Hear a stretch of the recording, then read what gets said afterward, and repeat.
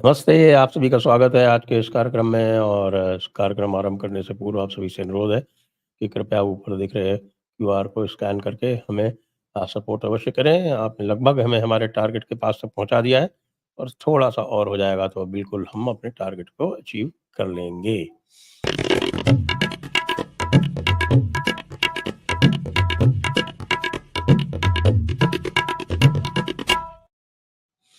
नमस्ते, आप सभी का स्वागत है आज के इस कार्यक्रम में और हमारे साथ हैं आपके जाने-पहचाने हमारे वेटरन ओंकार जी चौधरी और हमारे युवा अभिषेक तिवारी। और ये लोग जो हैं, ये नस-नस पहचानते हैं। हम इनसे ये पूछेंगे कि देखिए, पिछली बार जब हम मिले थे तो हमने 305 पहुँचा दिया था भारतीय जनता पार्टी को और 355 पहुँचा दिया था एनडीए को।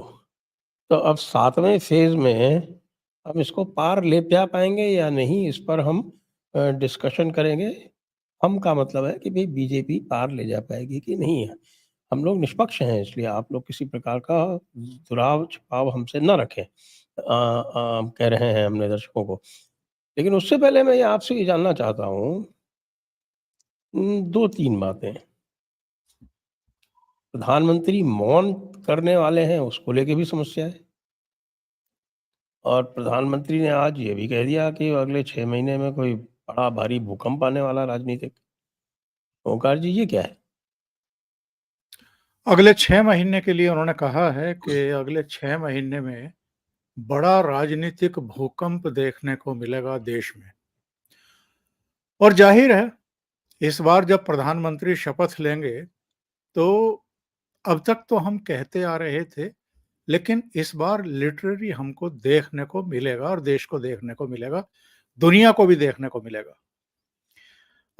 एक टाइम्स नाउ के साथ इंटरव्यू चल रहा था नरेंद्र मोदी का और उन्होंने सवाल पूछा था नाविका कुमार ने, तो उसके जवाब में उन्होंने ये कहा था कि मैं ये देख रहा हूँ कि देश के भीतर से भी और देश के बाहर से भी इस चुनाव को प्रभावित करने की कोशिशें हो रही हैं। उनका कहना था कि चलिए दुनिया के दूसरे देश या जो दूसरे मुल्कों से ताल्लुक़ रखने वाले संस्थाएँ हैं, लोग हैं, वो टिप्पणियाँ करें तो ठीक है, उसका स्वागत है। लेकिन अगर कोई हस्तक्षेप करता हुआ दिखाई दे रहा है, तो हम इसे सीरियसली ले रहे हैं। और हमें और आपको अच्छे तरीके से पता है कि उनका इशारा एक्चुअल में किन की तरफ था और किन-किन ने बीच चुनाव कुछ-कुछ मुद्दों को लेकर के भारत के चुनाव को प्रभावित करने की कोशिश की है। ब्रिटेन की एक अदालत में कोविशील्ड को लेकर के जिस तरीके से सुनवाई शुरू की गई, जिस तरह की टिप्पणियाँ की गई, इसी तरीके से अमेरिकी विदेश मंत्रालय ने भी, जर्मन के विदेश मंत्रालय ने भी, कुछ दूसरे देशों से भी, फवाद चौधरी भी 2-3 बार उछला वहाँ से। जिस तरह की ये बातें हुई हैं, तो ये सारी चीज़ें नरेंद्र मोदी के ज़हन में होंगी, उनके विचारों में होंगी और ज़ाहिर है, जो बाहर से चल रहा है और जो अंदर से संजय जी, पिछले 2-3 दिन के ही डेवलपमेंट हैं। दिल्ली स्थित जो जवाहर भवन है, वहाँ पर मीटिंग्स वगैरह चल रही हैं। बेंगलुरु में कोई मीटिंग्स हुई हैं और ये किसी और ने जानकारी नहीं दी है। अजीत अंजुम के चैनल में काम करने वाली एक महिला पत्रकार ने ये बात कही है, जो सोशल मीडिया पर उसका वीडियो वायरल है इस समय और उसका कहना ये है कि अगर इस बार भी छेड़छाड़ की गई और मोदी जी को बहुमत हुआ, तो इस देश में एक बड़ा आंदोलन छेड़ा जाएगा। कोर्ट में भी जाएँगे, कोर्ट में जाने की भी तैयारी है। चुनाव इसके कैंसल अलावा करवाएँगे। इसके अलावा उन्होंने कहा कि चुनाव कैंसल भी हो सकते हैं और 1 जून को मल्लिकार्जुन खड़गे द्वारा जिस दिन आखिरी चरण का मतदान हो रहा है, उस दिन मीटिंग बुलाना। यानी ये मीटिंग शाम को होगी। ज़ाहिर है, एग्जिट पोल आ रहे होंगे, उनको अंदाजे हो जाएंगे क्या हो रहा है, क्या नहीं हो रहा है आगे की रणनीति बनाने के लिए, या जब रिजल्ट आ जाएंगे उससे पहले ही पेशबंदी करने के लिए। और जो प्लानिंग कांग्रेस की लीडरशिप के दिमाग में अभी तक है, उसे जमीन पर उतारने के लिए जो बाकी के सहयोगी हैं वो कितने तैयार हैं इनका इनका साथ देने के लिए, वो नब्ज टटोलने के लिए ये मीटिंग बुलाई जा रही है। तरह तरह की बातें कही जा रही हैं कि ठीक है, ये वो भी मान रहे हैं कि उनकी सरकार नहीं बन रही है और नरेंद्र मोदी ही तीसरी बार शपथ ग्रहण करने वाले हैं, तो इनको ये वहम है कि कांग्रेस को 60 से अधिक सीटें आ जाएंगी, नेता प्रतिपक्ष का इस बार चेयर मिल जाएगा जो पिछले 2 बार से नहीं मिला है। तो एक ये थॉट चल रहा है कि राहुल गांधी इस बार नेता प्रतिपक्ष बनाए जाएंगे। तो बाकी दलों को ये इसके लिए तैयार करने के लिए मीटिंग बुलाई जा रही है कि सब राहुल गांधी के नाम पर सहमति पहले से ही दे दें, और तमाम तरह की बातें मतलब जो हो सकती हैं। लेकिन जो सहमति क्यों चाहिए? वैसे यदि 55 से ज़्यादा सीटें आएँगी तो ऑटोमैटिकली बन जाएँगे। पूरे विपक्ष के लीडर के तौर पर राहुल गांधी को ममता बनर्जी भी एक्सेप्ट कर ले, बाकी केजरीवाल जी भी और दूसरे लोग भी, जो अभी तक नाक भौं सिकोड़ते रहे हैं। लेकिन मेरी जानकारी ये है कि ठीक है, अरविंद केजरीवाल रहेंगे, तेजस्वी रहेंगे, अखिलेश रहेंगे, लेकिन ममता बनर्जी नहीं आ रही हैं, उद्धव ठाकरे लंदन में बैठे हुए हैं, कुछ और नेता भी मीटिंग में नहीं आ रहे हैं। और ये चूंकि मल्लिकार्जुन खड़गे के घर पर है, किसी 5 स्टार होटल में नहीं है, इसलिए 28 चेयर लगाना, 28 तो दल ही हैं, उनके साथ तो एक को बुलाओ तो 2-3 फ्री में आते हैं, तो इतनी सारी चेयर लगाएंगे तो कहाँ लगाएंगे? बाहर गर्मी इतनी है, वहाँ कैसे एसी-वेसी लगाएंगे? तो इसलिए मुझे संदेह है कि ये मीटिंग में ज़्यादा लोग आएँगे या नहीं आएँगे। और दूसरी बात ये है कि इसका हिडन एजेंडा क्या है, ये भी सोचने वाली बात है। और ऐसा नहीं है संजय जी कि सारी सूचनाएँ मोदी जी के पास नहीं आ रही होंगी कि क्या इनके दिल में है और क्या आगे का इनका रोड मैप है। वो सारी सूचनाएँ उनके पास तक भी पहुँच रही होंगी छन-छन करके। तो मोदी जी ने इसीलिए कहा है कि अगले 6 महीने राजनीतिक भूचाल के होंगे, और जो राजनीतिक भूचाल है उसके 2 इंडिकेशन तो हम उसके अंदाजे तो हम लगा ही सकते हैं, एक दिल्ली का और एक पश्चिम बंगाल का।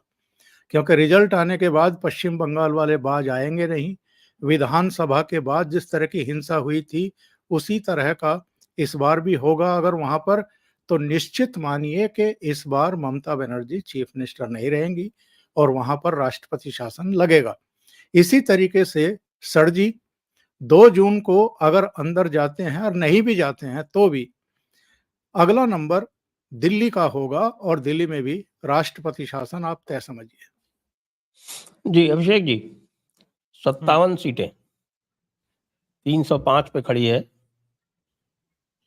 भारतीय जनता पार्टी, 355 पे खड़ी है एनडीए। पिछली बार यहाँ 30 सीटें जीती थी भारतीय जनता पार्टी ने इन 57 में से, और उसमें पश्चिम बंगाल की जो 9 सीटें हैं उनमें से 0 थी। तो इस बार इन 57 सीटों में आप क्या-क्या अंक दे रहे हैं? क्या-क्या सीट्स जो हैं वो आप दे रहे हैं? 18 सीटें अन्य की थीं जिसमें सहयोगी भी शामिल थे भारतीय जनता पार्टी की। अ, तो अब आप हमें बताएँ थोड़ा-सा जो आंकड़े आपके पास हैं, उसको देखते हुए कि इन 57 सीटों में से क्या स्थिति रहेगी? 4 तो आपके पूर्व के ही प्रदेश हैं, उसके अतिरिक्त उत्तर प्रदेश की 13 सीटें हैं, उसके अतिरिक्त पंजाब है, चंडीगढ़ है और हिमाचल प्रदेश है। जी, अभिषेक जी। सर, इस पर बात करूँ उससे पहले जो ओमकार सर ने एक बात कही थी उसके ऊपर आपने एक टिप्पणी की कि किसी मीटिंग की क्या आवश्यकता है?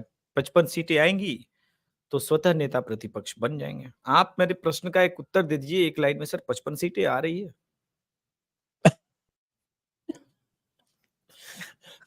ऐसा है साहब, हमारे यहाँ एक कहावत है राजस्थान में, और वो ये है, और उसको राहुल गांधी पूरी तरह से निभा रहे हैं। क्योंकि जयराम जी। रमेश ने तो 272 का आंकड़ा क्रॉस कर ही दिया। तो हुँ, ऐसा कि इसका मन का लाडू तो फीका क्यों? हुँ। अब ये हाँ, कमोबेश अलग-अलग तरीके से हर प्रदेश में ये कम से कम हिंदी भाषी प्रदेशों में ये कहावत आपको सुनाई पड़ जाएगी। तो भाई मन ठीक। का लाडू फीका क्यों? नहीं, मैंने 55 तो आ पहली ही बार जाएँगी सोचा कि जब संजय सर को 272 फँसाया जाए। देखिए जब 272 आ रही हैं, आ गई हैं। हाँ, 6 हाँ। फेज़ के बाद 272 तो क्रॉस हो चुकी हैं ना, जयराम लेकिन रमेश सर के ये आंकड़े अनुसार। 3 जून तक ही वैलिड है ना? तो फिर तो 55 तो आ ही जाएँगी। नहीं, नेता वो तो प्रतिपक्ष ठीक है तो लेकिन वो तो सदन के नेता बनेंगे। नहीं, नहीं वो तो उनके आंकड़े हैं जो कि सिर्फ़ 3 जून तक वैलिड है। 4 जून को ईवीएम खुलेगा, एक्स हम एक्स एक्चुअल एक्स तो आपके एक्सपायरी पास डेट 3 जून है। हाँ, तो आपके पास तो एक्चुअल आंकड़े रहते हैं, इसलिए मैंने फँसाने का प्रयास किया कि पहले 55 आ रही है कि नहीं आ रही है। आपके भरोसे सर 65 वाला आंकड़ा मैंने खेला है, खैर उस पे नहीं आएँगे। मैं कुछ सीटें बता रहा हूँ जिसके ऊपर इन लोगों ने सोचा कि ये तो हम जीत रहे हैं। आज से 15 दिन पहले सर, इनका कॉन्फिडेंस देखिए बॉडी लैंग्वेज, अरे घोसी हम जीत रहे हैं, अरे हम गाजीपुर जीत रहे हैं, अरे हम आजमगढ़ जीत रहे हैं, अरे हम बलिया जीत रहे हैं, जौनपुर जीत रहे हैं। आज न ये घोसी जीत रहे हैं, आजमगढ़ टॉसअप में चली गई, गाजीपुर ऑलमोस्ट टॉसअप में, हालांकि एज बीजेपी को है, ना, बलिया ना, में आपसे सहमत नहीं जी हुए। गाज़ीपुर बताइए क्लियर है। एकदम क्लियर है। चलिए बिल्कुल क्लियर इन्होंने है। एक कदम आगे की बात, मैंने अभी तक थोड़ा, मैं चूंकि वोटिंग हो नहीं गया इसलिए मैं थोड़ा सा सेफ खेल रहा हूं, हालांकि मैंने एज बीजेपी को ही दिया था और बलिया में भी एज बीजेपी को है। आज से 15 बलिया दिन भी पहले क्लियर हो भी गया। बलिया भी क्लियर हाँ हो गया। बलिया भी क्लियर हो गया। बलिया, घोसी, अब गाज़ीपुर तीनों क्लियर हो गए। आज़मगढ़ टॉसअप में चली गई। जौनपुर क्लियर है। जी पूर्वांचल में पूरे पूर्वांचल में केवल एक सीट जो है वो फँसी हुई है भारतीय जनता पार्टी की, उसका नाम है आज़मगढ़। हाँ, मैं वही कह रहा हूँ। अब चलते हैं नदी के उस तरफ, गामर को पार कर जाते हैं थोड़ा उधर, नदी के उस तरफ चलते हैं बलिया का बक्सर। आज से 15 दिन पहले, अरे आना वास्तविकता भी थी। ये ऐसा नहीं है कि मैं ऐसे बता रहा हूँ कि ये सबको नज़र नहीं आ रहा था। वास्तव में बिल्कुल थी। बक्सर फँसी हुई थी। लेकिन जिस स्तर पर जाकर के नरेंद्र मोदी जब ये 5 चरण में 6 चरण में फ्री हुए, उसके बाद जो धुआंधार नरेंद्र मोदी फैक्टर चलने लगा, माइक्रो मैनेजमेंट होने लगा, देखिए किस प्रकार से चीजें बदल गई। बक्सर में आप विश्वास कीजिए कि सुधाकर सिंह के भाई को तोड़ करके जगदानंद सिंह और सुधाकर सिंह के विरुद्ध एक्सपोज करा देना, यह भाजपा ही कर सकती है गुरुदेव, और कोई किसी पार्टी के बूते का नहीं है। चचेरा भाई अपना टूट करके वो गली गली अब प्रचार कर रहा है, उसके वीडियोस वायरल हो रहे हैं और पूरा क्षत्रिय समाज भी समझ गया कि भाई फायदा नहीं है, यही आना है। तो कहानी वहां बदल गई। इसी प्रकार से देखिए पिछले 2 दिन की कहानी जहानाबाद की बता रहा हूं, हालांकि ये सीट भी फंसी हुई थी और अभी भी फंसी हुई मानता हूं, लेकिन एक जो चेंज आया है, रामचरितमानस ले जा जाके भूमिहारों के पास लिए जाया जा रहा है। बोला है कि हम भी राम की कसम खाते हैं कि अगली बार भूमिहार को टिकट देंगे, आप भी मोदी जी के विरोध में मत जाइए। गांव गांव माइक्रो लेवल पे मैनेजमेंट चल रहा है। और क्या होता है सर, जब भूमिहार उस तरह से इको आने लगता है तो बाकी जातियां भी लामबंद होती हैं, और वो होने लगी जहानाबाद में। वो सीट टॉसअप पे चली गई जो कि एकदम क्लियर हार रही थी। तो आप देखिए कि अंतिम चरण आते आते वो कन्याकुमारी में मौन धारण किए हुए हैं। पूरा मीडिया का फोकस यहाँ है और लोग कह रहे हैं इस आदमी को अगर हरा दिया तो इस जन्म में प्रायश्चित कैसे करेंगे, इस पाप का प्रायश्चित है क्या। तो कहानी कैसे बदलती है नरेंद्र मोदी के एक इशारे पे हवा का रुख। तो ये तो है। अब ओमकार सर ने कहा कि भूचाल आएगा, वो तो बात की बात है, लेकिन कम से कम 7वें चरण में वो तो मैं आंखों से देख रहा हूं कि जो सारी सीटें टॉसअप थी या फंसी हुई थी, वो किस प्रकार से बीजेपी वहां पर एकदम बढ़त निकाल रही है। और ये बात मैंने जयपुर डायलॉग्स के मंच पे बार बार भी कहा है कि देखिए, एक तुलना करते हैं कांग्रेस का विनिंग परसेंटेज का मार्जिन या विपक्ष के किसी और पार्टी का, और जो टॉसअप सीट्स हैं वो बीजेपी के विनिंग परसेंटेज का, हम जब मार्जिन का तुलना करते हैं तो हम देखते हैं बीजेपी उसमें से 70-80% सीट कन्वर्ट कर ले जाती है, और कांग्रेस जो फंसी हुई सीटें होती है उस 100 में से 20% भी कन्वर्ट कर पाने में सक्षम नहीं होती। राजस्थान के बारे में आप देखिए क्या हवा उड़ा, 15 सीट आ रही है, 16 सीटें आ रही है। अब तो जानकारियां क्लियर है हमारे पास, ऑलमोस्ट छन छन के आ रही है, हम 1 तारीख को एग्जिट पोल दे ही देंगे। तो झारखंड में जो मेजर नुकसान की बात, राजस्थान में जो मेजर नुकसान की बात थी वो हुई नहीं। छत्तीसगढ़ में जो स्थिति आ रही है कि बस्तर छोड़ करके असंभवतः बस्तर भी क्लीन स्वीप की परिस्थिति में। झारखंड में एक जो झामुमो की परमानेंट सीट है उसको छोड़ करके सभी सीटों पे परेशानी है। अपोजिशन के लिए, बीजेपी के लिए नहीं, पहले क्लियर कर दूं। थोड़ा सा लाइट माहौल बनाए रखना चाहिए, लोग सीरियस ना हो जाए। तो ये जो स्थिति है, अब आप देखिए महाराष्ट्र किस हिसाब से इन लोगों ने निगोशिएट किया। 1 महीने पहले तक ये सारे चिल्ला रहे थे महाराष्ट्र में बीजेपी और एनडीए 30-32 से ऊपर नहीं आएगी। आज स्थिति देखिए। तो जो क्षमता है नरेंद्र मोदी के टीम के अंदर माइक्रो लेवल पर मैनेजमेंट करने का। अच्छा, अब तो वोटिंग परसेंटेज वाला भी बहाना नहीं, मैं दर्शकों को बता दूं, जो अपडेटेड आंकड़े आए हैं फिर से आज हो रहा है कि भाई ये तो फिर चीटिंग हो गई। अरे भैया, कोई चीटिंग नहीं है। 2019-2014 में भी आंकड़े ऐसे ही रिवाइज जारी किए गए थे। आप लोग महामूर्ख हैं क्या? मैं पहले 2019 का बताता हूं। दूसरे चरण की वोटिंग का आंकड़ा 66% 18 अप्रैल को दिया गया था। उसके बाद 23 अप्रैल को रिवाइज आंकड़ा दिया गया 69% का। इसी प्रकार से तीसरे चरण में 23 अप्रैल को आंकड़ा दिया गया 66% का। 68 अप्रैल को 6 दिन बाद 29 अप्रैल को दिया गया अगला आंकड़ा। और ये मैं ऑन रिकॉर्ड दिखा रहा हूं सर, मैं दिखा दूंगा, मेरे हाथ में सारे डेटा है दैनिक जागरण का। इसके बाद अब यहां की जो स्थिति है, पहले चरण में हम लोग कह रहे थे बाप रे बाप इतना कम होता है क्या? अब आंकड़ा बता रहे हैं कि सर 66.14% है आंकड़ा, पहले चरण की वोटिंग का। दूसरे चरण में 66.71%, तीसरे चरण में 65.68%। अब अचानक से एक इकोसिस्टम चिल्ला रहा है, अरे रे चुनाव आयोग बेईमानी कर लिया। 8 बजे तक 7 बजे तक इस गर्मी में कई जगह वोटिंग होती है, और जब वोटिंग क्लोज हो जाती है ना, उसके बाद सिग्नेचर होते हैं। आप तो खैर एडमिनिस्ट्रेशन में रहे, सारा कुछ जानते हैं।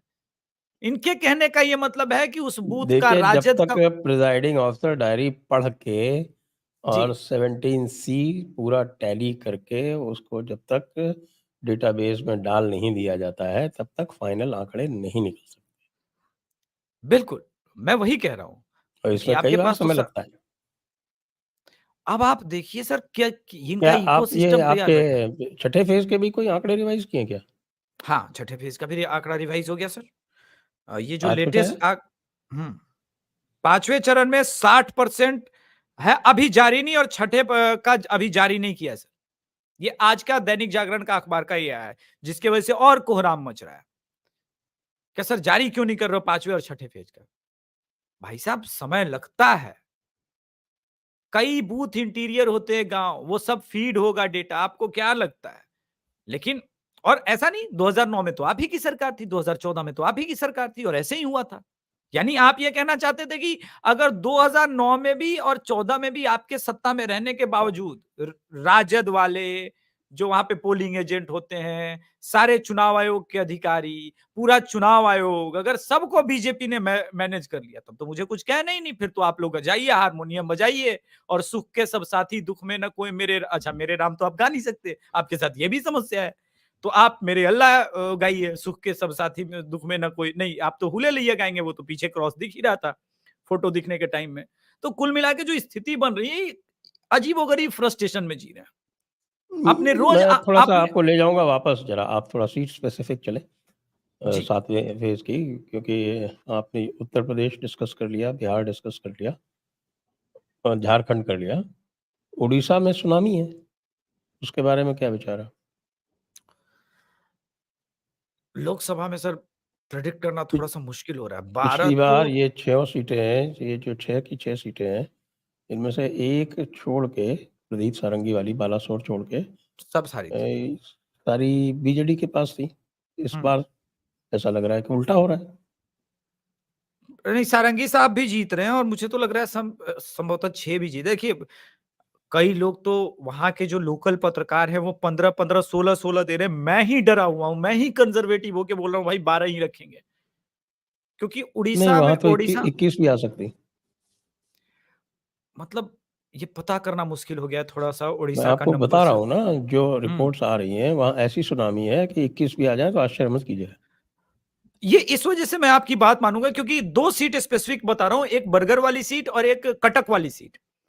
जब मुझे इंफॉर्मेशन मिला इन दोनों सीट्स पर बीजेपी की एज है, तब मैंने समझ लिया कि भाई यहां पे सुनामी नहीं, यहां पे सुपर साइक्लोन जो 1998 में उड़ीसा में आया था ना, तो वो तो तबाही वाला था। पूरे उड़ीसा के लिए, इस बार ये बीजेडी को तबाह कर रहा है। मैं और आपको वो एक कुछ सीट बताता हूँ, जिसको कोई सपने में भी नहीं सोच सकता था, हमने भी नहीं सोचा था, और जब बाद में छन-छन के समाचार आए हैं, तो उसके बाद पता चला कि अस्का की सीट बीजेपी को चली गई है। यदि अस्का की सीट बीजेपी को जा रही है, तो कौन-सी सीट बचेगी, मैं नहीं सोच सकता। हाँ, ये बिल्कुल सही इन्फॉर्मेशन है आपके पास। मुझे भी, मैंने एक ओडिशा के ही जर्नलिस्ट को बुलाया था अपने शो पर और हमने बात की थी, तो उन्होंने कहा था कि इस बार अस्का में चमत्कार होगा। मैंने बोला कि मैं ठीक-ठीक सुन रहा हूँ कि आप बोल रहे हैं अस्का में चमत्कार होगा? उन्होंने बोला हाँ, चमत्कार हो सकता है। तो अगर ये स्थितियाँ जो बन रही है, इसीलिए मैं थोड़ा-सा कंज़र्वेटिव हो गया हूँ बहुत ज़्यादा, क्योंकि समझ में नहीं आ रहा है, इतनी सारी सीटें कैसे कोई पार्टी बढ़ सकती है एकदम से? लेकिन और अब आप है तो तो बंगाल है। बता दीजिए, फिर पंजाब के लिए हम चलेंगे ओंकार जी के पास। सर, बंगाल का ऐसा है सर कि इस बार ये जो सीटें हैं, ये स्ट्रॉन्गेस्ट सीट्स रही हैं टीएमसी की। लेकिन हमको नहीं लग रहा है कि इस बार हुगली भी निकलेगा। तो एक हुगली तो श्योर नहीं, शॉट मुझे हुगली लग का रहा तो है। हम लोग फैक्टर कर चुके हैं, हम तो इस 7th फेज़ की बात कर रहे हैं, जिसमें आपकी कलकत्ता की 4 सीट्स हैं, कोलकाता की, और उसके अलावा बारासात, बसीरहाट, डायमंड हार्बर, जयनगर और मथुरापुर। जयनगर, मथुरापुर ये जो है वो द्वीपों वाली सीट्स हैं। पूरा जो बंगाल की खाड़ी से लगा हुआ क्षेत्र है वो है। जो सागर, काकद्वीप इत्यादि ये सब हुँ, आते हुँ, हैं। हुँ। तो ये वाला देखिए, क्षेत्र है जो बड़ा बहुत रिमोट एरिया है। बसीरहाट भी काफ़ी रिमोट है, और बशीरहाट तो बारा नहीं निकलेगा सर। और बारासात है, और उसके अलावा कोलकाता की 4 सीटें हैं, दमदम, हुँ। नॉर्थ, साउथ, जादव। देखिए, दमदम ये 9 सीट बीजेपी हारी थी और टीएमसी सारी जीतेगी। हारी थी। मैं बता रहा हूँ बशीरहाट का पता नहीं है, वो तो नहीं है जीतेगी नहीं, बीजेपी। बसीरहाट नहीं जीत सकते। हाँ, दमदम में कुछ हो सकता है संभवतः, और कोलकाता की एक सीट पर संभवतः फाइट करेगी, लेकिन मेरा मानना है संभवतः ये बड़ा टफ है, ये 9 की 9 सीट बीजेपी के लिए। वोटिंग के बाद ही हमको समझ में आएगा, जब रिपोर्ट्स छन के आने लगेगी 3 बजे तक, कि कहाँ कैसी वोटिंग हुई है। एक बार वो आ जाए हमारे पास, पंकज चक्रवर्ती हैं वहाँ पर, उनका रिपोर्ट आ जाए, फिर आपके जो और हमारे दोनों के क्लोज़ हैं चटर्जी साहब, एडवोकेट साहब, उनका भी रिपोर्ट कुछ आ जाए, तो और छन के आएगा कि वोटिंग किधर हो रही है। लेकिन मेरा मानना है सर, कलकत्ता एक हो सकता है और संभवतः दमदम भी हो सकता है। कोलकाता नॉर्थ और दमदम। हाँ, हाँ, ये 2 सीटों पे ही इनका प्रभाव है। तो क्योंकि इसको जो अगर रैली हुई थी बहुत जबरदस्त, मतलब रैली तो नहीं, वो रोड ही शो था। वो उसी एरिया से थी और वहाँ जो दिखा है, तो लग रहा है कि कुछ हो सकता है। देखते हैं क्या है। बीजेपी यहाँ 5 सीटों पे लड़ रही है बिहार में। नहीं, 8 सीटें हुई हैं सर। जहानाबाद है, नहीं, तो काराकाट बाकी तो है। जेडीयू है। जेडीयू हाँ, हाँ, जदयू बीजेपी जदयू भी 5 है। पे है, 2 पे जेडीयू है, हुँ। और 1 पाटलिपुत्र पे है, पटना साहिब है, आरा है, इसके बक्सर अलावा है, सासाराम और बक्सर है। सर 5 है। हुँ। और आपके जेडीयू जहानाबाद नालंदा तो है, जेडीयू है। नालंदा है और जहानाबाद है, और एक जो है वो काराकाट वाली उपेंद्र कुशवाहा की है। उपेंद्र कुशवाहा। तो ये जो है वो सीटें हमें तो इसमें नेट गेन लग रहा है लगभग, अगर बंगाल की एक भी ना माने, तब भी 4 सीटों का गेन दिख रहा है यहाँ पर। आइए चलते हैं पंजाब और चंडीगढ़ और हिमाचल प्रदेश में। ओंकार जी।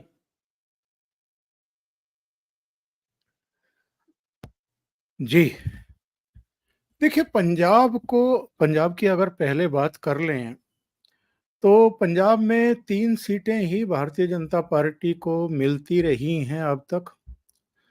उनमें गुरदासपुर है, होशियारपुर है, अमृतसर है। अमृतसर पिछले 3 बार से बीजेपी हार रही है। बाकी 2 सीटें ही वो जीतती आ रही है। लेकिन इस बार जो है संजय जी, चूँकि लुधियाना में भी भारतीय जनता पार्टी के टिकट पर रवनीत बिट्टू चुनाव लड़ रहे हैं, और जालंधर में आम आदमी पार्टी छोड़ कर के अचानक रिंकू इधर आ गए थे, और इधर पटियाला में चूँकि महारानी परनीत कौर लड़ रही हैं, तो इन सीटों पर भी इस बार उम्मीदें हैं और सबकी निगाहें हैं कि क्या इन 3 क्षेत्रों में, और अमृतसर जहाँ से एक पूर्व राजनयिक संधू लड़ रहे हैं बीजेपी के टिकट पर, तो अमृतसर में भी रोचक मुकाबला है।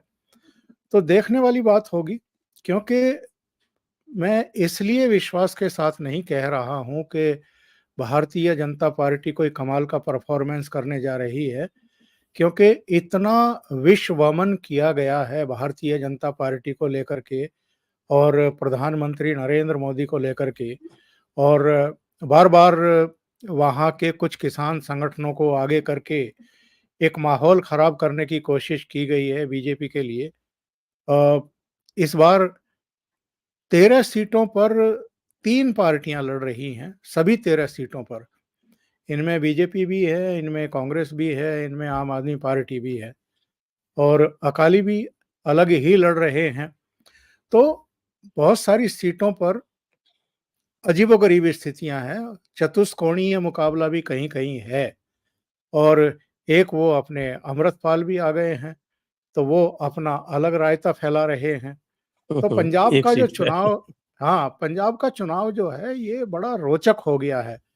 अ, सही-सही अंदाज़ा लगाना किसी के लिए कि ये इस सीट को जीत ही जाएगा, बहुत मुश्किल हो रहा है और आखिरी टाइम तक भी, जबकि अब तो मतदान में भी बस 36 घंटे बाकी बचे हैं, तो ऐसे में बहुत मुश्किल है कहना। लेकिन इस बार भारतीय जनता पार्टी अपना कुनबा बढ़ाएगी। अब तक वहाँ 2 से 3 सीटें आती रही हैं। कई लोगों का कहना है, मैंने आपके ही प्रोग्राम में एक बार पहले भी बताया था कि कुछ लोगों के वहाँ से फ़ोन आते रहते हैं, वो फीडबैक देते रहते हैं। कुछ इलाकों में भगवा ध्वज का लहराना और श्री राम के लिखे हुए झंडों का लगना बिल्डिंग्स पर, ये शो करता है कि राम मंदिर की जो प्राण प्रतिष्ठा हुई है, उसका असर वहाँ भी है।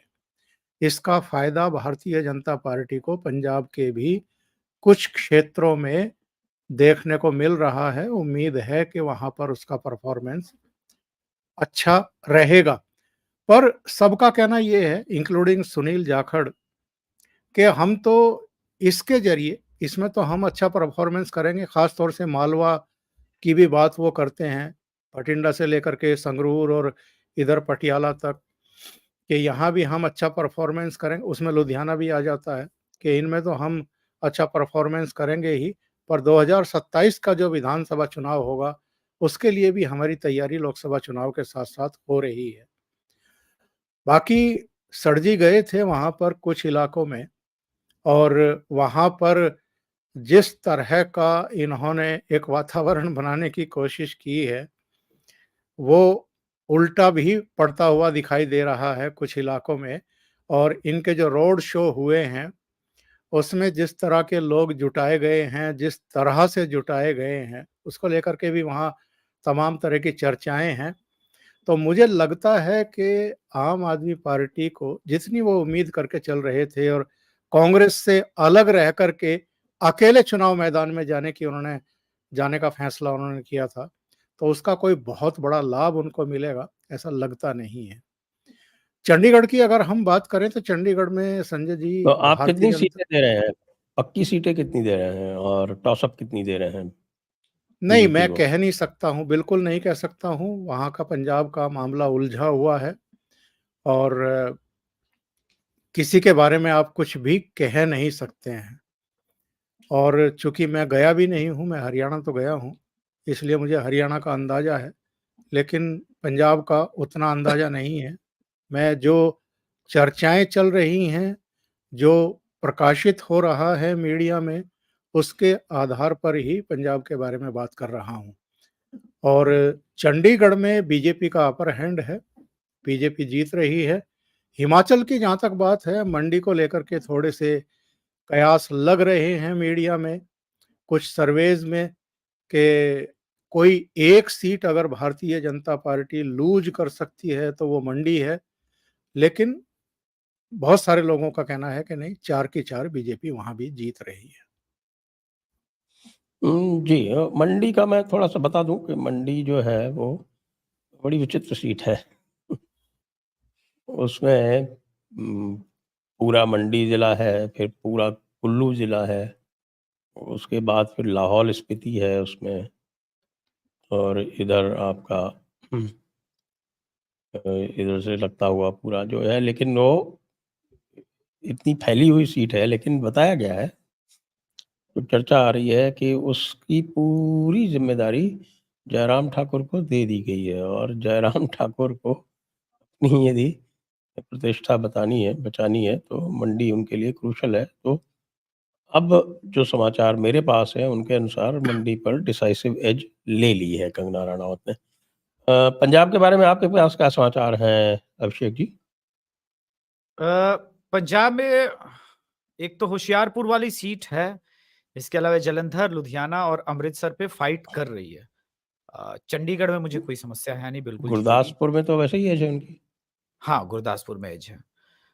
तो ये समीकरण तो बन रहा है, लेकिन अब इसमें ये जो 3 सीट जो मैंने बताई ना, स्पेशली लुधियाना, जलंधर, अमृतसर, यहाँ सर बड़ा क्लोज है और टॉस अप इसको रखते हैं लोग। वहां से मुझे भी कई कॉल आए कि भैया इस बार देखिएगा हिंदू और दलित एकदम इन ब्लॉक जा रहा है, इनसे परेशान हो गए हैं, इनके रोज रोज के तमाशे से हिंदू हिंदू अलग हो रहे हैं। अगर अगर ऐसा है तो 40% के आसपास, आपको एग्जैक्ट ज्यादा आइडिया होगा, जहां तक मुझे पता है 40% के आसपास हिंदू आबादी है। अगर उसमें से 57% सिक्स हैं। अगर उसमें से 30% भी शिफ्ट होता है 4 कॉर्नर फाइट में, तो जो सेफोलॉजी के हिसाब से आंकड़े हैं, तब तो सर बवाल हो जाएगा। 30% अगर भाजपा आ गई, मैं सीट नहीं प्रेडिक्ट कर रहा हूं, लेकिन आ गई अगर 30%, तब बवाल हो जाएगा। हवा नहीं लगेगा किसी को कि एक क्या बात हुआ। वहां चल रही है कि इस बार भैये जो हैं वो पंजाब का हम्म, इलेक्शन डिसाइड करवाएंगे। हाँ हाँ हाँ, बिल्कुल भैया, जिसे भैया कह के दुत्कारा जाता है, तो भैया और जो है वहां पे। ये लुधियाना में बहुत बड़ी तादाद है इनकी, बहुत बड़ी तादाद। जलंधर में भी है। और मेरे पास एक मंडी सीट की भी, जो आपने चूंकि चर्चा छेड़ दी थी, तो मेरे पास एक इंफॉर्मेशन है कि सर 1 लाख प्लस के ऊपर का मार्जिन रहेगा कंगना का, कम का नहीं होगा, डिसाइसिव एज में है। जी, जी, जी, डिसाइसिव एज पे है तब तो फिर इसका तो मतलब ये हुआ कि अगर हम यहाँ पे कंज़र्वेटिव भी रहें और यही मान लें कि भाई जो 2 सीटें पिछली बार जीती थी, वो 2 सीटें निकाल लेंगे ये, तो इस राउंड में 6 सीटें प्लस हो गए, फिर तो 36 सीटों पे पहुँच गए, तो 36 सीटों का मतलब 305 प्लस 36 341, और आपके 50 सीटें पहले ही आपके जो उनके जो सहयोगी थे वो चल रहे थे, 391 तक तो पहुँच गए, 400 तक कैसे पहुँचे? देखिए सर, मैं थोड़ा कंजर्वेटिव ही रहूंगा। 1 तारीख को जब आपके चैनल पर 7 बजे खुलेंगे पिटारे, तो हम खोलेंगे, लेकिन मेरा ये मानना है कि संभवतः 400 नहीं आएगा। लेकिन मैं ये कह रहा हूं, अभी जो हमारे पास आंकड़े हैं, वोटिंग हो जाने के बाद ये कोई गारंटी नहीं है कि 400 नहीं आएगा। देखिए, दोनों तरफ। एक आंकड़ा मुझे किसी ने भेजा है, जी, मैं इसको पढ़ देता हूँ अपने दर्शकों के लिए। जी, उत्तर प्रदेश में एनडीए को ये लोग दे रहे हैं 74, महाराष्ट्र में 48 में से 39 सीटें, वेस्ट बंगाल में 42 में से 24 प्लस, बिहार में 40 में से 36, तमिलनाडु में 39 में से 8, मध्य प्रदेश में 29 में से 29, कर्नाटका में 28 में से 25, गुजरात की 26 की 26, राजस्थान में 25 में से 23 प्लस, आंध्र प्रदेश में 25 में से 19, उड़ीसा में 21 में से 14, केरल में 20 में से 3, तेलंगाना में 17 में से 7, असम में 14 में से 10, झारखंड में 14 में से 13, पंजाब में 13 में से 5, छत्तीसगढ़ में 11 में से 10, हरियाणा में 10 की 10, दिल्ली की 7 की 7, जम्मू कश्मीर में 3 सीटें, और उत्तराखंड में 5 की 5, हिमाचल में 4, मणिपुर में 2 में से 1, गोवा में 2 में से 2, त्रिपुरा में 2 में से 2, मेघालय में 2 में से 1, अरुणाचल में 2 की 2, और ये टोटल इन्होंने दिया है 385 सीटों का। जी 385 खाली बीजेपी की। एनडीए अच्छा एनडीए की। हाँ तो ठीक है, हमारे आसपास ही ठीक है। है। ऑलमोस्ट सारे बिहार को भी मैं मानता हूँ कि 36-35 ही रहेगा, वही आंकड़े लगभग दिख रहे हैं। लेकिन एक जो राजस्थान वाला 23+ है, थोड़ा डाउट, क्योंकि 2 सीट तो हमको दिख रहा है कि संभवतः बीजेपी हार रही है। 3 आ तो रही। हाँ, वही 2 से 3 तो दिख रहा है, लेकिन अब देखते हैं। मतलब देखिए वो तो पता नहीं, वो 10% जब ऐड करते हैं ना मोदी वाला, तो कई बार हाँ, वो मोदी सिचुएशन पलट जाती है। अब क्या है, वही अब जैसे हम मान के चल रहे हैं कि एक तो झुंझुनू वाली सीट हार गई है। अब पिछली बार भी मार्जिन ठीक-ठाक था, ठीक है। लेकिन हम तो ये मान के चल रहे हैं क्योंकि मोदी फैक्टर हम देख रहे हैं कि हमारे हिसाब से नहीं चला। लेकिन प्रश्न पिछली ये है बार भी कि करौली और दौसा हार में थी, लेकिन जीत गए हाँ, थे। जीत गए थे। तो क्या पता इस बार भी दौसा और झुंझुनू और चुरू, जो लोग सोच रहे हैं टॉस अप है, वो निकल जाए और एक बाड़मेर ही लटके। कुछ भी हो सकता है भाई, मोदी जी का 10% अलग ही वो जाता है। जी, तो आइए अब चलते हैं दर्शकों के प्रश्नों की ओर।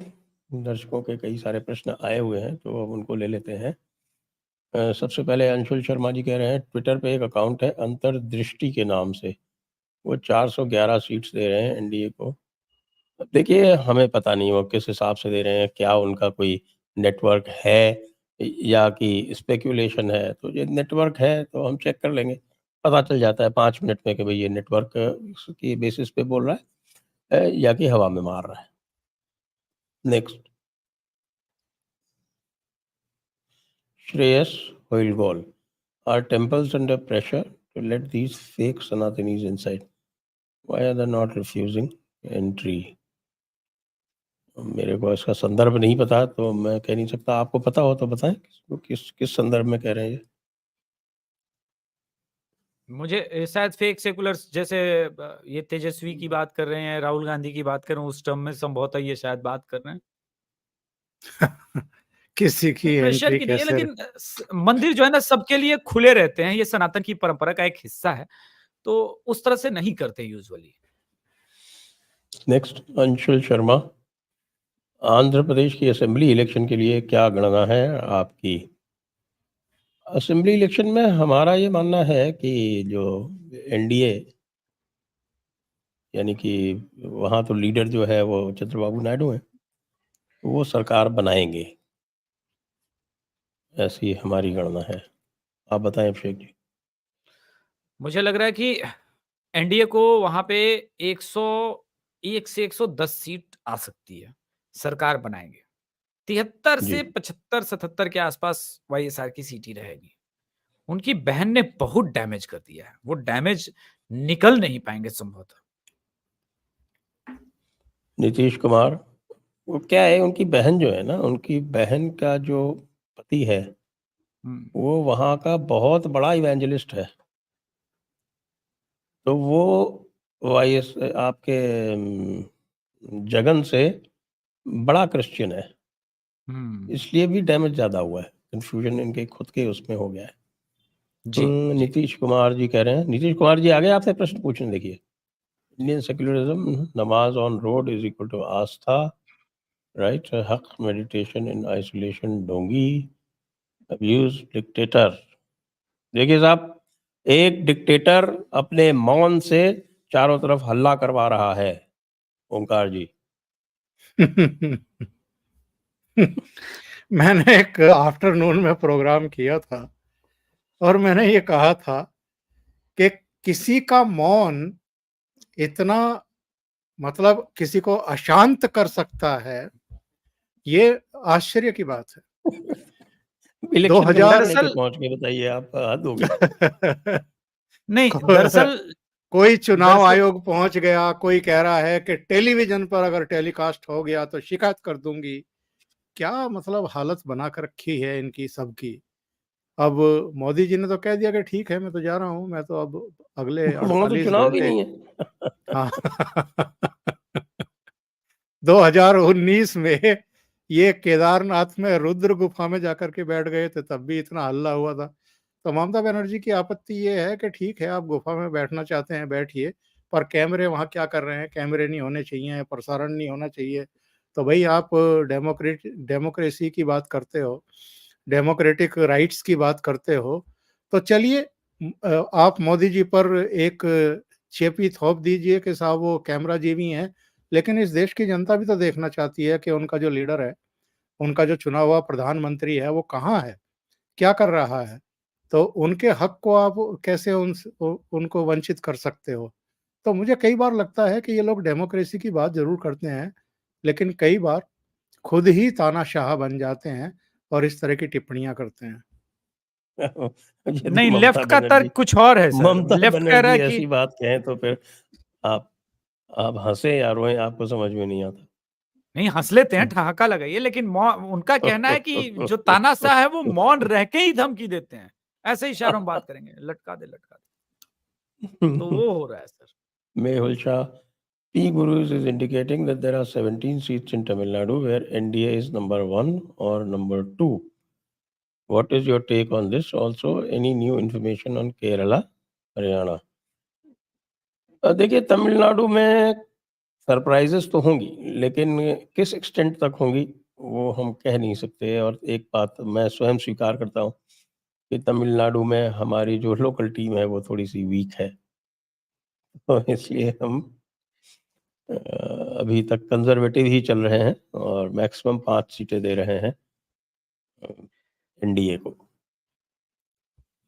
आर के राय, मैं गाजीपुर का वोटर हूँ और कल नोएडा से गाजीपुर जा रहा हूँ वोट डालने। गाजीपुर बीजेपी जीतने जा रही है। क्या लीजिए भाई अभिषेक जी। धन्यवाद आर के राय जी। नहीं, मैंने तो सर टॉस अप के बावजूद एज दिया था। अभी तो वोटिंग नहीं हुआ है तो लोग बोल रहे हैं 100% की बात, वो कैसे हम मान लें? वो एक बात है ना। देखिए, मुख्तार के जाने के बाद में आपको एक संभवतः आपने देखा होगा, स्टडी किया होगा, डेमोग्राफी जो है गाजीपुर की, मुसलमान 10% ही हैं। मनोज सिन्हा सलमानों की वजह से नहीं हारे थे, वो ठाकुरों की वजह से हारे थे। ठाकुरों की वजह से आ रहे थे। अब ठाकुरों में आपस में समझौता हो गया है, योगी जी ने बैठाल के बातचीत करा दी है, पिछली बार नहीं कराई थी। नेक्स्ट, रोहन वर्मा, हमारे यहाँ दिल्ली में बात चल रही है कि बीजेपी 3 सीट्स लूज कर रही है। मेरे यहाँ जनकपुरी के पास वेस्ट दिल्ली में सारे लेबर क्लास वोटेड फॉर आम आदमी पार्टी। कुछ भी कर लें जी, दिल्ली में 7-0 और बाय अ ह्यूज मार्जिन हम तो कैलकुलेट कर रहे हैं 65% vote for BJP. Abhishek ji बताएंगे, ओंकार जी बताएंगे। ओंकार जी, कोई चांस है क्या वेस्ट दिल्ली में? नहीं, सवाल ही पैदा नहीं होता साहब। मैं तो पहले भी कह चुका, इसी प्रोग्राम में कह चुका, आंकड़े दे चुका मैं कि ये बीजेपी कोई भी सीट 50% से नीचे नहीं थी 2019 में। 2014 में भी, 2019 में भी आम आदमी पार्टी तीसरे नंबर पर थी, किसी एक सीट पर दूसरे नंबर पर थी बस। और आम आदमी पार्टी थोड़ा लेबर्स को सुख सुविधाएं दे रही है, मोदी जी दे रहे हैं भाई। तो क्यों भूल जाते हैं इस तथ्य को? सुनी सुनाई नेक्स्ट, बातों पर आप लोग ध्यान ना दें। हार्दिक ठक्कर जी कह रहे हैं ऐसे ही लोगों ने बॉलीवुड को बदनाम कर दिया, उनको तो पता भी नहीं राफा कहाँ है। वो लोग तो राफाल नडाल को चीयर कर रहे थे फ्रेंच ओपन के लिए। इनको सबको हवाई जहाज में भर के रफा भेज देना चाहिए एक बार। छोड़िए भैया, इतने पे आरफा रफा दफा करो। क्रश भारत किसी का महान ठाकुर, कुछ दिन से अभिषेक जी बदले बदले लग रहे हैं। बिहार में क्या बहुत कम सीट आएगी बीजेपी की? का हो अभिषेक बाबू? ऐसा मैंने कभी कुछ नहीं कहा है। एग्जिट पोल भी अभी तक नहीं आया है मेरा। देखिए, कुछ सीटें टॉस अप होती है जिसपे आदरणीय संजय दीक्षित सर का कहना है कि 10% मोदी फैक्टर भी ऐड होता है और ये सही है। मैं ये कह रहा हूं कि कुछ सीटें जो फंसी हुई लग रही हैं वो संभवतः बेहतर कैंडिडेट, बेहतर मैनेजमेंट अगर पहले होता, जैसे कि आपने आप देखिए, अब हम मान रहे हैं कि नहीं बक्सर वाली सीट निकल रही है, लेकिन आज से 15 दिन पहले वो स्थितियां नहीं थी। और ये इसीलिए हुई क्योंकि आपने मिथिलेश तिवारी को टिकट दे दिया, क्योंकि वो गोपालगंज के रहने वाले। स्थितियां ठीक है, इस बार भी तो मोदी जी के नाम पर वोट पड़ गया, लेकिन मैं मानता हूं जैसे आरा में आरके सिंह का भी अपना एक स्टेचर है कि चलो वो मोदी जी के वोट के साथ साथ आरके सिंह ने भी इतना काम किया कि लोग आरके सिंह के नाम पे भी वोट कर रहे हैं। तो कैंडिडेट के अंदर वो चीजें होनी चाहिए। इस बार आप यूपी में भी देखेंगे कि कैंडिडेट्स के प्रति नाराजगी लोकल पर बहुत रही है। ऐसे कितने दिनों तक चलेगा, मेरा सिर्फ इतना सा कहना है। तो अब तो आपने वहाँ महाराजगंज में, वैशाली में मोदी फैक्टर लगाया या नहीं लगाया? नहीं, वैशाली में तो उतना नहीं लग पा रहा, लेकिन महाराजगंज में लग गया है सर। अच्छा, मैं चलिए। नहीं, उसी दिन, नेक्स्ट दिन जिस दिन मैंने शो किया था रात को, मैं अगले दिन सुबह मैंने सबसे पहला काम किया, मैं वापस महाराजगंज गया, स्वयं मैं गया, और पूरे दिन मैंने कोई शो नहीं किया था टीवी पर। और रात को संभवतः मैंने करेक्ट करके ट्वीट भी किया था और कम्युनिटी टैब पर भी डाला था कि महाराजगंज इज क्लियर नाउ। वो मैंने स्पष्ट किया था। वैशाली बहुत क्लोज है सर, बहुत क्लोज है। अब यही है कि भूमिहार जो जिस प्रकार से लामबंद हुए, क्या अदर ओबीसी भी उसी तरह से लामबंद तो कहीं नहीं हो गया? अगर वो हो गया रहेगा तो फिर, और प्लस मोदी फैक्टर, तो फिर पॉसिबल है। जी, नेक्स्ट थॉट प्रोवोकेटर। मोदी जी के मौन के प्रभाव से मौन मोहन जी भी बोलने लगे। धन्यवाद। नेक्स्ट, संकल्प जी। Some people of Kashi and Indic wing are complaining that Modi ji has broken many old, अरे भाई, temples in name of corridor, and ये तो बहुत पुराना अभिमुक्तेश्वरानंद का ये वो है, वो कब का ध्वस्त हो चुका। उसके बाद तो उत्तर प्रदेश के चुनाव भी हो चुके। अब हमको यही सुनना बाकी रह गया था कि मोदी जी बनारस हार रहे। जय हो लेफ्ट विंग की। हद है। वहां तो सारा झगड़ा ही है, लीड बढ़ाने का है कि भाई 4-5 लाख क्रॉस करेंगे कि 6 करेंगे, ये बात हो रही है। SKC, is it possible that after this election results, PM Modi is not our Prime Minister campaign will start, especially from universities like the JNU? वो तो हो रही है, कल मीटिंग हो गई ना 120 सिविल सोसाइटी की। उसके ऊपर मैं 10 बजे कार्यक्रम करूंगा, आप लोग जरूर ज्वाइन कीजिएगा।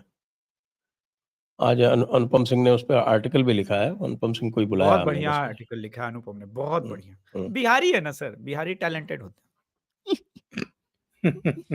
इसके ऊपर लगता है एक शो अलग से रखना पड़ेगा ओंकार जी के साथ। टैलेंट फूट फूट करके निकलता है नीतीश कुमार का कई बार। कभी वो सर उधर अरे गुलाटी मारते हैं, तेजस्वी कभी बिहारी नहीं है क्या? क्या बात कर रहे हैं? सर देखिए, full metal heart. Sir sir, how many एकदम ठीक सीट्स है। एनडीए गेनिंग इन आंध्रा, उड़ीसा, बंगाल, TN, केरला, छत्तीसगढ़, असम, झारखंड? सर, ये बाद में बात करेंगे। आज तो हम सिर्फ 7th फेज की बात कर रहे हैं। इसके ऊपर लगातार हम बात करते आ रहे हैं। अब आप एग्जिट पोल में अभिषेक जी और ओंकार जी हमको 7:30 बजे मिलेंगे 1 तारीख को। अभी से हम आपको समय बताए दे रहे हैं। तो 7:30 बजे हम इसका कार्यक्रम करेंगे। उसमें आपको सारा डिटेल दे दिया जाएगा। Full metal heart, Patnaik set, Pandian not air, shows tension. वो तो करना पड़ेगा, नहीं तो बहुत बुरा हाल हो रहा है। पांडियन की वजह से ही तो हार रहे हैं। और स्पीड रिजल्ट के दिन जो 2 महान मूर्तियां मेरे बाएं दाएं बैठी हैं, दोनों मेरे चैनल पर रहेंगी आफ्टरनून में, और भाऊ तोरसेकर भी रहेंगे। अवश्य, जरूर जरूर जरूर। स्पीड बर्ड जी, धन्यवाद। Drew to crew offence. खुजलीवाल को खून की उल्टियां शुरू हुई कि नहीं? नहीं, अभी नहीं हुई। लेकिन आज तो कैंपेन खत्म हो गया सर। अब कैंपेन क्या खत्म हो गया, अब क्या तो गड़बड़ हो गया। वो तो कपिल मिश्रा की भविष्यवाणी गलत हो गई। नहीं नहीं, आप लोगों ने पहले एक्सपोज कर दिया उसका प्लान, इस वजह से चेंज करना पड़ेगा, प्लान बी पे जाएगा। वो बेहोश भी नहीं हुआ किसी रोड शो में या सभा में। नहीं, टॉयलेट से गिरेगा। टॉयलेट में चक्कर आया, गिर गया। गर्मी है सर, गर्मी टॉयलेट 1 करोड़ का टॉयलेट है, उसमें कोई गिरता है क्या? अरे सर, पाँव तो फिसल ही सकता है सर। अच्छा, CCTV कैमरा लगा है कि नहीं टॉयलेट में? पता नहीं। नहीं, टॉयलेट में कैसे लेगा? तो विभव कुमार ने खुद कहा कि मैंने व्यक्तिगत रूप से चेक किया, टॉयलेट में तो नहीं लगा था। प्रॉब्लम ये वहम है, कोई सिख मोदी को सोशल मीडिया नहीं देंगे। सोशल अभी मीडिया सिख वाले कई बक किस्म के होते हैं, सिख कई किस्म के होते हैं, जट सिख होते हैं, रामदासी होते हैं, मजहबी होते हैं, रविदासी होते हैं, और तो ये इस तरह से आप जनरलाइज ना करें। Speed world, your take on I- the print, not speculating result. Print बाबू बैलेंस बना के चल रहे हैं शेखर बाबू इस बार। पिछली बार उनको बहुत नीचा देखना पड़ा था, इसलिए वो इस बार बैलेंस बनाए। Vignesh Prabhu, Orissa assembly election, BJP in contest around 105 seats, 60 plus, it's on edge, no surprise if regime changes. जी जी विघ्नेश जी। आज मैं जयपुर डायलॉग्स को अपना सीक्रेट रिवील करता हूँ। ये जो विघ्नेश प्रभु है ना, हमारे साउथ के सबसे बड़े एसेट हैं टीम एटीएस से। आप पहले बता चुके हैं, आप भूल गए। अच्छा ओके, तो ये दर्शकों के लिए बढ़िया बात है, अब समझ जाए कि ये कमेंट फिर भी कर रहे हैं, कोई कम बात थोड़ी ना है। सचिन खंडेलवाल, नमस्कार Omkar ji, Sanjay ji, Abhishek ji, will Modi 3.0 will it go far enough in demolishing मुल्ला मौलवी मिशनरीज मार्क्सिस्ट इकोसिस्टम? अब भूचाल में तो बहुत सारी चीजें हो सकती हैं, पता नहीं क्या भूचाल आएगा, किधर से आएगा, रिक्टर स्केल पे उसका क्या इंटेंसिटी होगी। अभी थोड़ा मेरे ख्याल से थोड़ा हमें वेट कर लेना चाहिए। आप ये समझिए कि रह रह करके धमाके होते रहेंगे। वसु जी कह रहे हैं, अभिषेक भाई मेरे दर्जे से बीजेपी और एनडीए कितनी सीट्स लेके आ रही हैं? मेरे को अडानी के शेयर्स लेने हैं, जो भी लेना भैया कल का दिन ही है। एग्जिट पोल आए बाद फिर आपके बस में नहीं रहेगा मामला, उसमें से सारे राइट विंग वाले वाईटी चैनल को सपोर्ट दूंगा। देखिए वसु जी, एक बात मैं बता रहा हूँ, आज मैंने स्वयं जो है आपको निफ्टी पूरब और खरीदा है। पश्चिम के गीत का मुखड़ा सुना देता हूँ।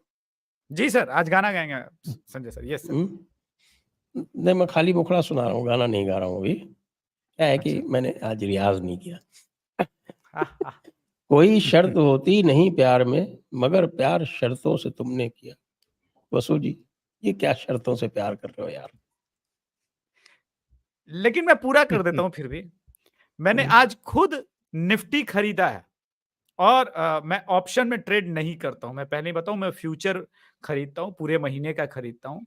और अगर मैंने खरीदा है तो मुझे कितना कॉन्फिडेंस होगा कि मार्केट 24,000 पार जाएगा। और क्यों कॉन्फिडेंस है? क्योंकि एग्जिट पोल के आंकड़े तो मेरे पास हमने है। 100% इक्विटी फंड में पैसा लगा दिया है। अरे गुरुजी, क्या बात है, क्या बात है। तो देखिए, ऐसे पैसे हम लोग बना ले रहे हैं, चुनाव का खर्चा भी हमको निकालना हमने था, तो फलौदी इसी से में ना सट्टा नहीं निकलेंगे। लगाया है। नहीं, फलौदी में हमने नहीं मैंने लगाया, बिहार वाले में 28 पे थे, अलग चल। रेगुलर रूट अडॉप्ट किया, रेगुलर रूट। बिल्कुल सही किया सर, बिल्कुल सही सचिन किया सर। खंडेलवाल, नमस्कार Sanjay ji, what is your take, inside information of timeline, extent of reform in judiciary in Modi 3.0? We will discuss, इसके ऊपर अलग से एपिसोड बनाएंगे सचिन जी। अभी तो हम इसके बारे में जानकारी और एकत्र कर रहे हैं, अभी पूरी जानकारी आई नहीं है हमारे पास। अंशुल शर्मा, पंजाब में सर ये बताएं, क्या किसान यूनियन पूरे पंजाब में अपना असर डाल सकती है? आई मीन कि क्या वहाँ की लोकल सिख पॉपुलेशन है, उनको इनकी मांगों का फालतूपन और इनकी गुंडागर्दी नहीं दिखती? अंशुल जी, ये इस चुनाव में स्पष्ट हो जाएगा। वैसे मैं बता दूं, 13 महीने के आंदोलन के बाद जब विधानसभा चुनाव हुए थे तो 22 किसान यूनियनों ने एक मोर्चा बना करके चुनाव लड़ा था, सबकी जमानतें जब्त हो गई थी। और एक बात और आपको ऐड कर दूं इसमें, कि टिकैत साहब जो थे, दोनों भाई, चुनाव लड़ने की हिम्मत भी नहीं जुटा पाए थे। वो पिच तैयार कर रहे थे सर, इसमें जी उनकी हाँ, कोई गलती नहीं। क्योंकि उत्तर प्रदेश का चुनाव भी साथ में ही हुआ था। गोल्डी बरार, नेक्स्ट गोल्डी बरार। अभिषेक भैया, अररिया लोकसभा सीट का क्या होगा? टफ कंपटीशन है क्या? By the way, great coverage of election. पहले तो आपका बहुत बहुत आभार। बिहार में मैंने इतनी गाड़ी चलाई है कि आज खुद गाड़ी ने बोला, भाई सर्विस सेंटर पहुंचाएगा कि या नहीं पहुंचाएगा, क्या कर रहा है? तो 4 के बाद उसे तो पहुंचा देंगे। लेकिन अररिया की जो आपने बात की, ये बात सही है कि वहां पर कुछ लोग कह रहे थे टॉसअप है और है, लेकिन वहां पर एज बीजेपी को है। देखिए, बीजेपी टेक्निकली आज के समय में उसकी 2 सीट टॉसअप में ही है, कोई हार नहीं रही है। उसको कोई ये नहीं कह सकता राजद की हम जीत रहे हैं। और एनडीए की भी 2 सीट को छोड़ दे तो 38 का नंबर लग सकता है। कोई मजाक की बात नहीं कर रहा हूं। संभवतः किशनगंज भी टॉसअप में है। जो लोग कह रहे हैं ना किशनगंज हार रहे, मैं उनको ये बता दूं कि सर अख्तरुल इमाम इतना बढ़िया ऑल इंडियन इत्तेहाद मुसल्लमीन से चुनाव लड़ा है कि पिछली बार मात्र 25,000 के मार्जिन से जदयू हारी थी। कहीं 25,000 ज्यादा सीट लेकर के वो आ गया ना, वोट लेकर आ गया ना, तो पता चला जदयू 5-6 हजार से चुनाव जीत के ले गई। इसलिए उसको मैंने टॉसअप में रखा है, हराया नहीं है जी। चलिए अब जल्दी जल्दी चलते हैं, थोड़ा रैपिड फायर। जी सच ब्लैक, I am from Thane and the seat is confirm to Shinde Sena. धन्यवाद जी।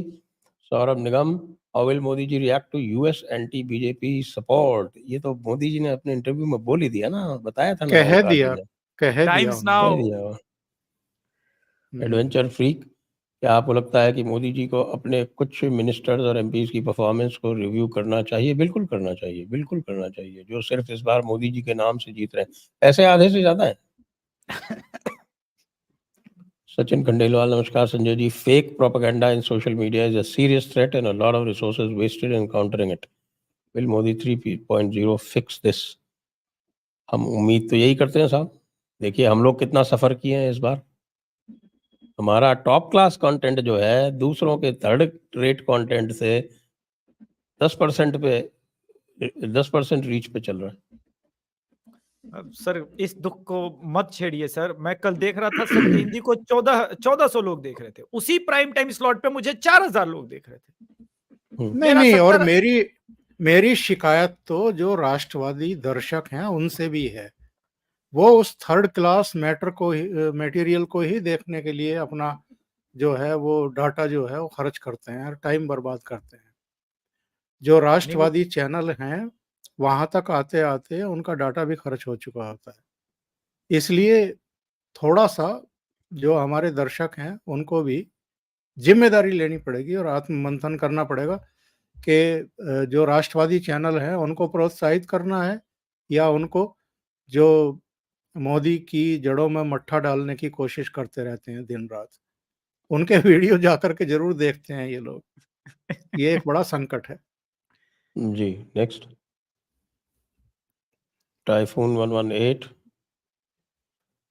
2029 में क्या मोदी जी दोबारा से बहुमत से आएंगे? अरे 2029 का तो मैं हार्ट बता अटैक चुका हूँ दिलवाएंगे आपको, आप इंडिया अलायंस को, क्या सीक्रेट बता चाहते हैं वो चुका जहर खा हूँ। ले। 800 सीटों का चुनाव होगा और लोकल एंटी इनकम्बेंसी 0 हो जाएगी, बस इतना समझ लीजिए आप। Next, Omang Bhardwaj, scenario in Punjab is change, Jalandhar, Gurdaspur and Hoshiarpur माहौल इज डिफरेंट। हाँ जी, सही है। नेक्स्ट, विघ्नेश प्रभु जी फिर से बता रहे हैं, in TN BJP has high chances of 4 seats and allies 3 seats. There are 6 seats where BJP may come second and 2 to 5% swing may do any surprise to BJP.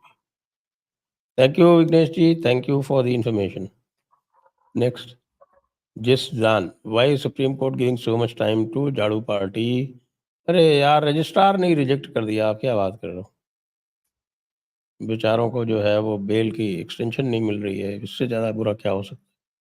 Next, आज तो राउज एवेन्यू कोर्ट में भी पहुंच गए थे, पता नहीं क्या हुआ। राउज एवेन्यू वो बेल लेके पहुंच गए थे वो भी खत्म हो गई। कहीं तो मिले सर, कहीं से तो कुछ मिले sir. Sunil Bisht ji, thank you, धन्यवाद। सचिन खंडेलवाल, नमस्कार Sanjay ji, can Jaipur dialogue to a series of podcasts post June 1 to set Hindu survival agenda for Modi 3.0? बिल्कुल करेंगे, बिल्कुल करेंगे, निश्चित रूप से करेंगे। Kritarth Thakkar, Sanjay ji please give your view on Maharashtra seat election, how many BJP will win? वो तो अभी बता भी दिया था ना, आज फिर भी नहीं टोटल आपको मिल जाएगा। वैसे यदि आप हमारा जो देखते रहे हैं, आपने देखा होगा महाराष्ट्र में पहले 5 फेज में हुआ था, उसमें लगातार हम देते रहे, तो उसको थोड़ा सा स्क्रॉल कर लीजिए पीछे जाके, 1 to 5 फेज में जो हमने फेज वाइज एनालिसिस किया है उसमें आपको मिल जाएगा। 23 से 25 सीटें बीजेपी की वहां आ सकती हैं। जी हाँ, और 40 के आसपास एनडीए की आएंगी। जी हाँ, सारा एग्जिट पोल आप दोनों दे दीजिए बुजुर्ग आदमी, तो 1 तारीख को हम जो है वो टॉस अप सीटों पे बहस करेंगे। ठीक है, बढ़िया। ऐसा है, जितने भी समझदार लोग हैं उन्होंने सबने आपकी फेज वाइज एनालिसिस देखी है, देखा है, इसलिए किसी को कोई सरप्राइज नहीं है। 108 Sanatan, will north Bengal part of west Bengal be bifurcated? No, ऐसा लग नहीं रहा मुझे तो। तो पूरा का पूरा बंगाल आ जाएगा ना बीजेपी के पास में। सचिन खंडेलवाल, नमस्कार Sanjay ji, will we be able to kick out the evil dominance of English language in our university in Modi 3.0? It's a slow process Sachin ji. जो काम 200 साल में हुआ है वो 5 साल में नहीं हो पाएगा ना, 15 साल में इतना नहीं हो पाएगा। सचिन खंडेलवाल जी, और इसी के साथ हमारे प्रश्न पूर्ण हो गए। एक प्रश्न और आया है, श्रीनिधि राव, आपका कंट्रीब्यूशन है, धन्यवाद आपको श्रीनिधि जी। और इसी के साथ दर्शकों को बहुत बहुत धन्यवाद, ओंकार जी को, अभिषेक जी को बहुत बहुत धन्यवाद। जय हिंद, जय नमस्कार। भारत, वंदे मातरम। वंदे मातरम। जय श्री राम, वंदे मातरम। और साथ में आपको एग्जिट पोल का हम अनाउंसमेंट कर रहे हैं। हमारा एग्जिट पोल 7:30 बजे होगा। एक मिनट 7 PM के हैं 7:30 PM 1 तारीख को 7:30 बजे होगा, और 2 तारीख को 7 बजे हम प्रदीप भंडारी के एग्जिट पोल पर भी डिस्कशन करेंगे। उनका एग्जिट पोल हमारे यहाँ होगा 2 तारीख को 7:30 बजे अभिषेक जी के साथ और ओंकार जी के साथ में हम एग्जिट पोल करेंगे 7:30 बजे जी। तो इसी के साथ अभिषेक जी, ओंकार जी, आपको बहुत बहुत धन्यवाद। जय हिंद, जय भारत, वंदे मातरम। नमस्कार। नमस्कार, जय श्री राम।